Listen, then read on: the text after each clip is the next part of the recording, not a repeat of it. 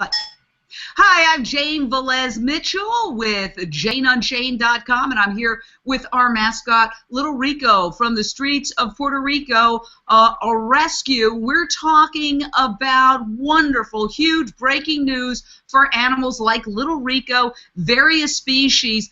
A major announcement by the Pentagon to move away from the use of live animals, straight out to Justin Goodman from PETA, People for the Ethical Treatment of Animals. You are the Director of Laboratory Investigations. What's the news? Hi, Jane. Yes, and I feel a bit like an Air Force pilot today, so it's appropriate we're talking about the Pentagon. So in a landmark decision, again, this is a historic move by the Department of Defense effective January 1st, so just a couple weeks from now, there will be a complete ban on the use of animals in a variety of key medical training areas across the military. And this is a ban on animals in favor of the use of human patient simulators. So in exercises where pigs were being cut apart, cats and ferrets were having tubes forced down their delicate throats repeatedly for these really crude training exercises. Infant simulators and adult simulators will now replace the use of what we estimate to be thousands of animals each year across the entire DoD. And Donnie Moss of TheirTurn.net with your mascot, Max, another rescue. You have some observations about how this is really landmark because it involves the U.S. military. Really, Jane, kudos to PETA for waging a war and winning against the U.S. military. I mean, the battle isn't completely over yet, but as Justin said, this is a major milestone. 10 years ago, who would have guessed that the Secretary of Defense would send a letter to PETA outlining the steps that have been taken and promising to continue until they end all animal tests? What a victory. Well, it is a huge victory, and I want to celebrate that victory for a second because, yes, there are many huge hurdles ahead, but we animal lovers have to pause and just say, wow, we accomplished something, we achieved a victory, and just acknowledge that because this is huge, and kudos to PETA for being extremely instrumental in making it happen. Now, Justin Goodman, this puts the United States more in line with our NATO allies, correct? Yeah, absolutely, Jane. So, and again, I just want to comment on what you were saying. From my perspective, what keeps me motivated every day is if we can get the Department of Defense to progress and move away from the use of animals, what is seemingly an immovable institution in a lot of ways, it really gives me a lot of hope that we can make progress in other areas, and we are. In terms of where the U.S. military is now, we published a study in the Military's Own Medical Journal in 2012, along with some military doctors, showing that nearly 80% of the 28 NATO nations, so 22 out of 28 NATO nations, do not use any animals for military medical training. Instead, they're using rotations in hospitals, these lifelike human simulators that the U.S. military's own studies show better prepare people to treat human injuries. Clearly the standard around the world is using non-animal methods for this training. And we've been chipping away at the U.S. military month after month, year after year. PETA's been working on this campaign for decades. We've gotten a ban on the use of cats and dogs in these types of exercises. We stopped the military from using monkeys in nerve agent training exercises a couple years ago. Thank God. I mean, just let's stop there for a second. Imagine monkeys being used for nerve agent training. I mean, it's beyond comprehension, hideous, and you stop that, correct? Yes, PETA and the Physicians Committee for Responsible Medicine were wholly responsible for that switch, and that was a switch the military resisted for years until video came out of one of these exercises, and there was finally some accountability, and they posted a message on the whitehouse.gov saying, yes, we're finally moving away from monkeys to these human patient simulators that better mimic anatomy and physiology of human beings. I mean, in these exercises they were doing with monkeys, they were literally telling the course participants to watch what the monkey's tail was doing when they were exposing them to nerve agents as a sign of exposure. Now, of course, anyone who's ever looked at a human being knows that we don't have tails, and if you're a medical expert, you know that tail twitching is not a way you're going to be able to figure out whether a person has been exposed to nerve agents. They have to tell you their eyes start to hurt. That's the first thing that happens, and a monkey can't tell you if his eyes hurt. So by the time someone figures out if a monkey is poisoned, it's already going to be too late for a human being. Let me ask you this. We've celebrated that victory, but there are still animals being used by the Pentagon. What's the next step? What's the next battle in terms of convincing the Pentagon to move even further away from any animals? Yeah, absolutely. Well, luckily we have some great allies within the Department of Defense who are really great advocates for this issue. Congress has introduced a bill both in the House and the Senate called the Best Practices Act that would phase out the use of animals completely in military medical training. But what everyone can do is they can go to PETA.org/trauma. That's PETA.org/trauma, where they can not only read about this issue, see a video of what these exercises look like, but also send a quick email to members of the military and members of Congress to let them know they'd like to see this switch as soon as possible. And I just want to point out that the rules that govern the use of animals in experiments or medical training are different for the DoD. They actually have stronger regulations than the civilian sector. So the DoD rules say that if there's an alternative to using animals, it has to be used. Not it should be considered or thought about, it has to be used. And that rule doesn't exist on the civilian side. So the DoD is actually violating its own rules when it continues to use animals when these simulators that our NATO allies are using are readily available. So we're just simply asking them to enforce their policy and move away from the use of animals to superior simulation.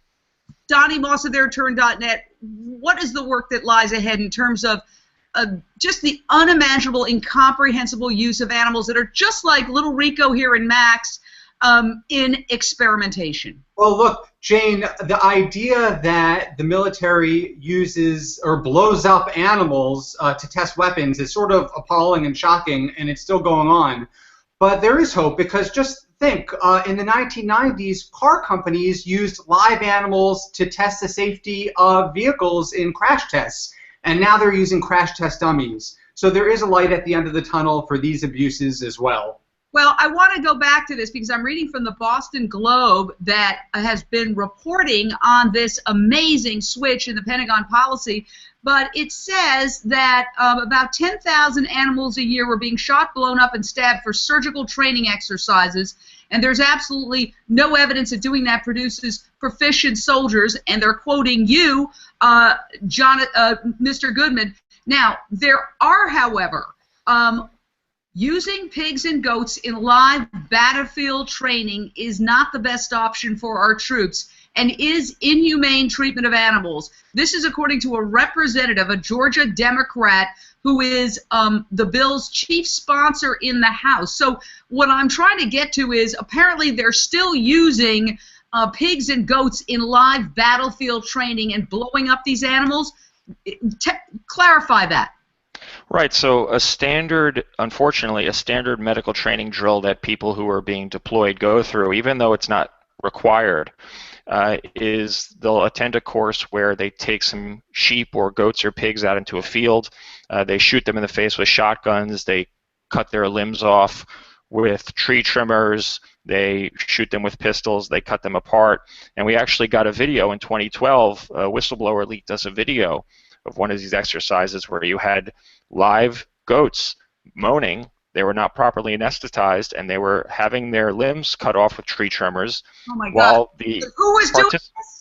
The U.S. Coast Guard, and this was happening while the participants and the instructors were laughing about it and whistling and talking, saying things like, we should write a song about cutting apart goats for our training. And we released this video, and a year later the Coast Guard announced that it had reduced the use of animals by 50% in this training by requiring that many people use simulators instead of animals. So I think that speaks to, obviously, to the cruelty that's involved in these courses and the callous attitude of the participants. But also, yeah, go ahead. I want to ask you, what is still being allowed, despite this huge victory? Right. Are goats still going to be blown up for other reasons by the military? Yes. Absolutely. Unfortunately, and this, we expressed this on our website and to the DoD when we heard about the new announcement.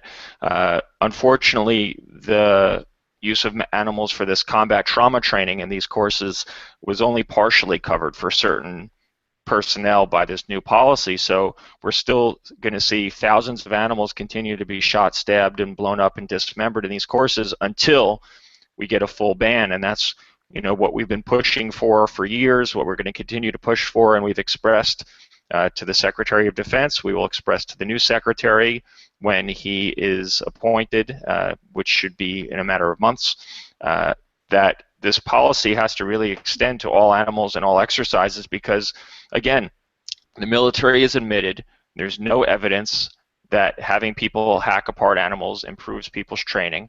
And because of all the pressure from Congress and the public, they initiated several years ago a $10 million study to find out if people trained on animals or simulators were better prepared to treat battlefield injuries. And the results of those studies have just started to come out. We announced them a couple months ago. And the people who are trained on simulators are as good or better at performing these skills on the battlefield. This is according to the military's own studies that it spent millions of dollars to get the results from. So as we wrap up, what is the reason then for continuing to blow up animals in the field if, in fact, blowing up live animals is not as good a way to train the military as using simulators? It's like a lot of things, particularly related to animals, is that, these old habits are hard to break. It's institutional inertia. We've done this for 50 years. We think maybe it works, and a lot of people know how to do it, and they're not familiar with the simulator. So again, they do what's traditional and what they're comfortable with instead of doing what's modern and more effective. All right. Final thoughts. Donnie Mills of theirturn.net. I mean, it could also be, Jane, that there are financial stakeholders here who are pushing to continue using animals in these tests. Money. But I would like to point out that most animal rights advocates, much less the general public, were unaware of these military tests. They're not like the circus elephants and carriage horses and the killer whales that we hear about and see in public all the time. So we really have to thank PETA for taking on these sort of less popular animals and defending them and protecting them. Well, PETA consistently tackles the most difficult issues, and this is one of them. And I just want to say congrats, hats off to PETA and to you for this huge, huge victory that will save the lives of, just give us a quick estimate, how many animals a year? Many, many thousands of animals, just like dogs, just like cats. They suffer, they feel pain, and we celebrate every time we save one animal. So saving thousands with one fell swoop with this new policy is really a great victory for animals and for the animal rights community. So we appreciate everyone's support. It wouldn't have happened without those phone calls and without those emails. I could tell you from the front lines that every call and every email matters. We see time and again, we go into a meeting and they'll say, we had to meet with you because our phone was ringing off the hook. What can we do to, resolve this? And this is just one example of where public pressure really made a difference. Well, once again, PETA, an incredibly effective animal organization that tackles the toughest cases that involve cruelty to animals and achieving a massive victory from the Pentagon, from the U.S. military. That is something to celebrate, but our work continues. We've got so much more to do. So with little Rico here, who is a symbol of all of the animals, we don't want him to suffer. We don't want any animals in laboratories behind locked doors to suffer either. Jane Velez Mitchell signing off for now. Come back to Jane Unchained soon for more.